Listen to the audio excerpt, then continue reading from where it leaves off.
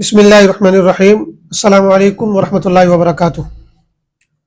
عن أسامة بن زيد رضي الله عنهما قال قلت يا رسول الله لم أرك تصوم من شهر من الشهور ما تصوم من شعبان قال ذاك شهر يغفل الناس عنه بين رجب ورمضان وهو شهر ترفع فيه الأعمال إلى رب العالمين وأحب أن يرفع عملي وأنا صائم.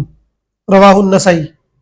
حضرت اسامہ بن زید رضی اللہ تعالیٰ عنہما کہتے ہیں کہ میں نے پوچھا اے اللہ کے رسول صلی اللہ علیہ وسلم، میں نے آپ کو کسی اور مہینے میں اتنے روزے رکھتے ہوئے نہیں دیکھا جتنے آپ شعبان کے مہینے میں روزے رکھتے ہیں.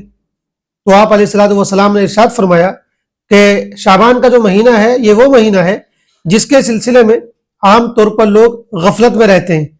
یہ مہینہ رجب اور رمضان کے بیچ میں آتا ہے اور یہ وہ مہینہ ہے جس میں بندوں کے اعمال رب العالمین کے سامنے پیش کیے جاتے ہیں. لہذا میں یہ چاہتا ہوں کہ جب میرا عمل پیش کیا جائے تو میں روزے کی حالت سے ہوں. اس حدیث کو امام نسائی رحمۃ اللہ علیہ نے روایت کیا ہے. شعبان کا مہینہ یہ رمضان سے پہلے آتا ہے اور رجب کے بعد آتا ہے. رجب کا مہینہ بھی بہت محترم مہینہ ہے اور رمضان کی عظمت کا تو کہنا ہی کیا ہے. رمضان کا مہینہ مہینوں کا سردار کہلاتا ہے. اس میں اللہ تعالیٰ نے بہت سی عبادتیں ہمارے لیے طے کی ہوئی ہیں. اس میں قرآن کی تلاوت زیادہ ہوتی ہے، اس میں تراویح کی نماز ہے، اس میں اور بھی کچھ اس طرح کی سرگرمیاں ہیں عبادت کے تعلق سے جو لوگ عام دنوں میں انجام نہیں دیتے ہیں اور پورے مہینے کے روزے اللہ تعالیٰ نے فرض کیے ہیں. لیکن رمضان سے پہلے شعبان کے مہینے کی بھی بڑی فضیلت ہے اور شعبان کے مہینے میں خاص طور سے روزہ رکھنے کی بہت فضیلت ہے. حضرت عائشہ رضی اللہ تعالیٰ عنہ ایک حدیث میں فرماتی ہیں کہ رسول اللہ صلی اللہ علیہ وسلم جتنے نفلی روزے شعبان کے مہینے میں رکھتے تھے اتنے کسی اور مہینے میں نہیں رکھتے تھے. یہ حدیث امام بخاری رحمۃ اللہ علیہ نے روایت کی ہے. بلکہ بعض روایت سے پتہ چلتا ہے کہ آپ علیہ الصلوۃ والسلام شعبان کے مہینے کے بڑے حصے میں روزہ رکھتے تھے. علماء نے یہ بات لکھی ہے کہ شعبان کے روزے اور پھر رمضان گزرنے کے بعد جو شوال میں 6 نفلی روزے رکھے جاتے ہیں، ان روزوں کی حیثیت بالکل ایسی ہے جیسے فرض نماز سے پہلے کی سنتوں اور بعد کی سنتوں کی ہوتی ہے. جس طرح فرض نماز سے پہلے کی سنتیں ہوتی ہیں جن کی بڑی فضیلت ہے، ویسے ہی رمضان سے پہلے کے گویا کہ یہ شعبان کے جو روزے ہیں یہ نفلی روزے ہیں اور یہ سنتوں کی طرح پر ہیں. ایسے ہی جس طرح فرض نمازوں کے بعد سنتیں ہوتی ہیں، اسی طرح رمضان کے بعد شوال کے مہینے کے 6 روزے ہیں. تو گویا کہ رمضان کے جو اصل روزے ہیں، جو فرض روزے ہیں، ان کے آس پاس، ان کے آگے اور پیچھے اس طرح کے نفلی روزے رکھوا دیے گئے ہیں. شروع میں اس لیے رکھوائے گئے غالباً تاکہ رمضان کی پوری تیاری ہو جائے، رمضان کے روزوں کے لیے آدمی کا ذہن تیار ہو جائے، آدمی اپنے ذہن و خیال اور فکر میں رمضان کا تصور شعبان سے ہی پیدا کر لے کہ رمضان آ رہا ہے، لہذا مجھے اس کی تیاری کرنی ہے. تو شعبان کا گویا کا مہینہ یہ رمضان کی تیاری کا مہینہ ہوتا ہے. اور جو شوال کے روزے ہیں، جو 6 روزے ہیں نفلی جن کی بڑی فضیلت آئی حدیثوں میں، وہ روزے غالباً اس وجہ سے رکھوائے گئے ہیں کہ رمضان کے روزوں میں اگر کوئی کوتاہی ہو گئی ہے تو اس کوتاہی کی تلافی ہو جائے. جس طرح فرض نماز کے بعد سنتیں پڑھوائی جاتی ہیں کہ اگر فرضوں میں کوئی کوتاہی ہو گئی ہو تو وہ سنتوں کے ذریعے اور نوافل کے ذریعے اس کوتاہی کی، اس کمی کی تلافی کروا دی جاتی ہے. اسی وجہ سے رسول اللہ صلی اللہ علیہ وسلم شعبان کے مہینے میں بہت کثرت سے روزے رکھتے تھے.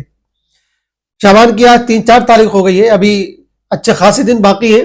ہمیں بھی چاہیے کہ ہم شعبان میں نفلی روزہ رکھنے کی عادت ڈالیں.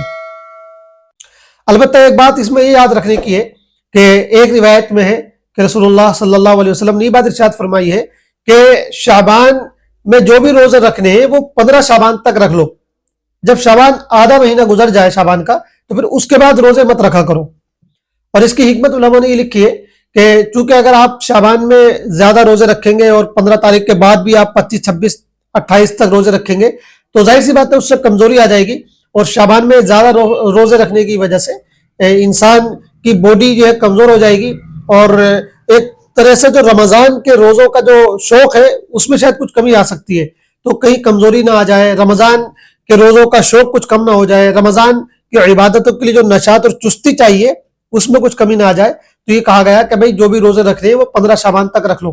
اس کے بعد جو ہے 14-15 دن آپ کے پاس ایسے ہونے چاہیے جس میں آپ خوب کھائیں پیئیں اور اپنے بدن کو مضبوط کریں, طاقت حاصل کریں, تاکہ رمضان کا مہینہ آپ بہت اچھے سے گزار سکیں. البتہ علماء نے یہ بھی لکھا ہے اور بعض احادیث سے بھی یہ بات معلوم ہوتی ہے کہ جو ممانعت ہے 15 شعبان کے بعد روزہ رکھنے کی, یہ ان لوگوں کے لیے ہے جن کو روزہ رکھنے سے کمزوری آنے کا خطرہ ہو, کہ اگر وہ روزہ رکھیں تو بدن کمزور ہو سکتا ہو. لیکن جو طاقتور لوگ ہیں اور جنہیں روزہ رکھنے سے بدن میں کوئی اس طرح کی کمزوری محسوس نہیں ہوتی ہے, تو وہ 15 کے بعد بھی رکھ سکتے ہیں. رکھنے میں کوئی ایسی ممانعت نہیں ہے کہ اگر کوئی روزہ رکھے گا تو اس کو ثواب نہیں ملے گا, ثواب انشاءاللہ اس کو بھرپور ملے گا. تو رکھنا چاہیے روزہ, شعبان کے مہینے میں روزہ رکھنے کی عادت ڈالنی چاہیے. اور اس کے علاوہ اور بھی کچھ عبادتیں اپنی عام دنوں کے مقابلے میں شعبان کے مہینے میں بڑھا لینی چاہیے. پوری جو تیاری ہے رمضان کی وہ شعبان سے ہم کو کر لینی چاہیے. حتیٰ کہ حدیث میں تو یہاں تک آتا ہے کہ رسول اللہ صلی اللہ علیہ وسلم تو رجب کا چاند دیکھتے ہی رمضان کی تیاری سمجھ لیا کرتے تھے اور رمضان کے لیے ذہن بنا لیا کرتے تھے.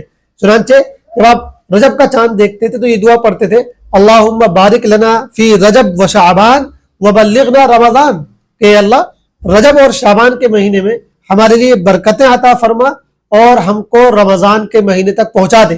یعنی رمضان ہمارے سامنے آ جائے, ہم رمضان کی عبادتیں انجام دے سکیں, اس کی ہمیں مہلت عطا فرما دے, ہمیں اتنی لمبی عمر عطا فرما دے کہ رمضان آنے والا جو ہے ہم اس کو پالیں اور اس میں ہم تیری عبادت کر سکیں. تو ایک پہلو تو یہ ہے کہ شعبان کا مہینہ یہ رمضان کی تیاری کا مہینہ ہے, تو روزوں کے ذریعے, قرآن کی تلاوت کے ذریعے, صدقہ اور خیرات کے ذریعے اور تہجد کے ذریعے اور دیگر عبادتوں کے ذریعے ہم رمضان کی تیاری کریں. اور شعبان میں اس طرح پریپریشن ہماری ہو جائے کہ پھر رمضان ہمارے لیے گویا کہ وہ ایک عادت میں آ جائے, پھر رمضان کی عبادت ہمیں بوجھ نہ لگے اور ہمارا شوق مزید بڑھ گیا ہو. ایک پہلو تو شعبان کا یہ ہے. دوسرا پہلو جو اس حدیث میں ذکر کیا گیا ہے, جو ہم نے ابھی آپ کے سامنے پڑھی ہے, اس میں یہ ہے کہ شعبان کا مہینہ وہ ہے جس مہینے میں حضور پاک علیہ السلام فرماتے ہیں کہ بندوں کے اعمال رب العالمین کے سامنے پیش کیے جاتے ہیں, لہذا میں اس لیے زیادہ روزے رکھتا ہوں کہ جب میرے اعمال میرے رب کے سامنے پیش کیے جائیں تو میں روزے کی حالت میں ہوں. تو اس سے پتہ چلتا ہے کہ گویا کہ ویسے بعض روایت سے اندازہ ہوتا ہے کہ ہر ہفتے اللہ کے سامنے اعمال پیش کیے جاتے ہیں, لیکن پورے سال کا بھی لیکھا جوکھا ایک ساتھ پیش کیا جاتا ہے اور وہ غالباً شعبان ہی کے مہینے میں ہوتا ہے, جیسا کہ اس حدیث سے معلوم ہوتا ہے. تو اس اعتبار سے بھی یہ کوشش کرنی چاہیے کہ شعبان کا مہینہ چونکہ یہ حساب کتاب کا مہینہ ہے, یا ہم کہہ سکتے ہیں کہ سال کی کلوزنگ کا مہینہ ہے, جیسا کہ پورا حساب کتاب لوگ جو ہے مارچ کے مہینے میں کرتے ہیں, تو اللہ تعالیٰ اپنے بندوں کا پورا حساب کتاب شعبان کے مہینے میں کرتے ہیں. بعض اس طرح کی روایات ہیں جن سے یہ بات ثابت ہوتی ہے. تو ہمیں کوشش کرنی چاہیے کہ ہمارا حساب کتاب جو ہے وہ شعبان کے مہینے تک بالکل ٹھیک ٹھاک ہو جائے. تو اگر ہم نے کوئی اس سے پہلے جو مہینے گزارے ہیں ان میں زیادہ گناہ کیے ہوں, کچھ غلطیاں کی ہوں, کچھ کوتاہیاں کی ہوں, تو ان گناہوں سے معافی مانگ لیں, ان کے لیے استغفار کر لیں, اللہ سے توبہ کر لیں, اپنے گناہوں کو بخشوا لیں اور اپنی نیکیوں میں اضافہ کر لیں, کیونکہ نیکیاں جو ہیں وہ گناہوں کو مٹاتی ہیں. ان الحسنات یذہبن السیئات, قرآن میں آتا ہے کہ نیکیاں یہ برائیوں کو اور گناہوں کو مٹا دیتی ہیں.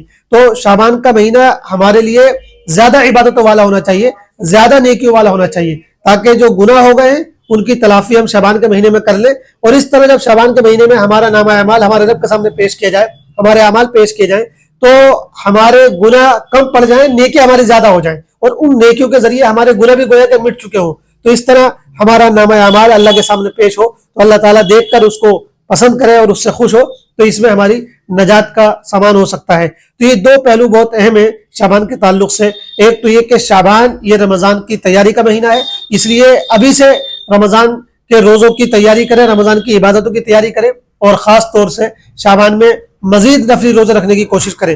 اور شعبان میں ایک رات اور بھی آتی ہے, شب برات, اس پر انشاءاللہ اگلی کسی ویڈیو میں ہم گفتگو کریں گے.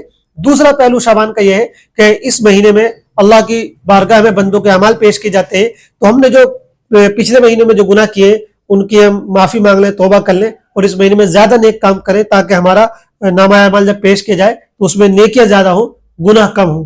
اللہ تعالی ہم سب کو توفیق عطا فرمائے. والسلام علیکم ورحمۃ اللہ وبرکاتہ.